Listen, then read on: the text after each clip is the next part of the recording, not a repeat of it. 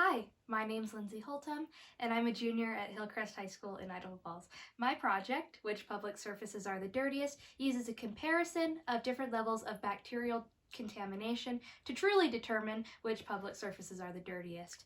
With the recent COVID-19 pandemic, our lives were really changed. We saw ourselves sanitizing and cleaning these areas that we'd never really worried about before. So it got me wondering which public surfaces are the dirtiest. I came up with a plan to test which public surfaces need our special attention by using bacterial samples to cultivate petri dishes, and from those petri dishes I could determine which public surfaces were the dirtiest based on how much bacteria grew. So I chose 9 surfaces, both household and public, as well as a control group, and I collected samples from those places using sterilized cotton swabs.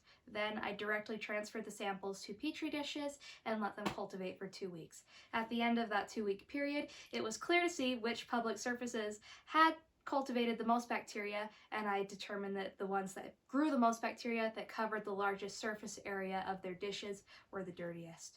The dirtiest sample by far was the surface of a dollar bill. It grew to cover over 75% of the petri dish, while the least dirty sample was my smartphone touchscreen, which only grew to cover 20%, which was quite shocking, considering that it's not a surface that's regularly cleaned. So overall, every single sample grew a significant amount of bacteria.